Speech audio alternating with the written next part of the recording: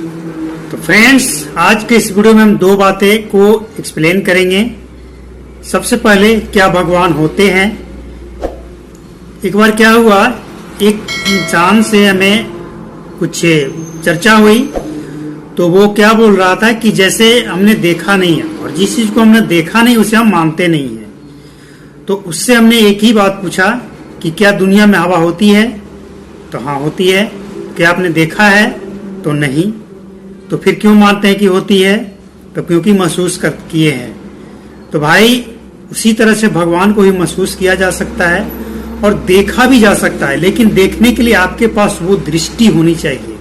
ये जो हमारे पास दो आंखें हैं, इस पे मान, माया, लोभ, क्रोध का इतना अहंकार का पर्दा चढ़ा है कि भगवान सामने अगर आकर चले भी जाएं तो हमें दिखेंगे नहीं।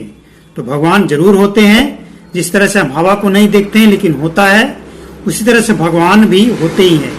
अब आप मान लीजिए, एक छोटा सा घर को चलाना है, तो घर चलाने के लिए एक मालिक होता है, एक देश चलाने के लिए एक प्रधानमंत्री होता है। तो फिर पूरी दुनिया को चलाने के लिए बगैर मालिक के चलेगा नहीं। लेकिन अब सवाल ये आता है कि भगवान होते कहाँ हैं?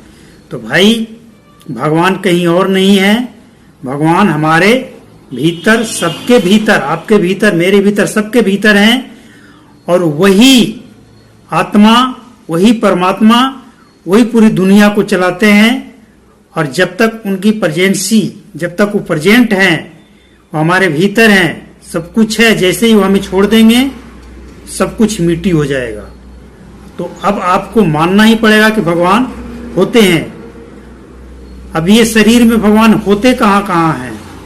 शरीर में जहां एक आप पीन ले लो, शरीर में उसे चुभाओ, जहां दर्द होता है समझ लो वहां भगवान का वास है।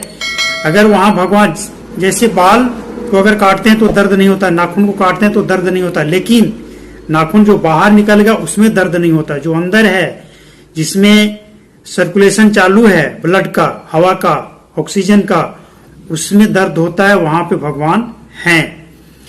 तो जहां भी सुई, पिन को चुभाने से दर्द होता है, वहां भगवान हैं। और जहां नहीं होता है, वहां भगवान नहीं है। तो ये आप मान लें कि भगवान हैं और हमारे भीतर ही हैं। Thank you so much.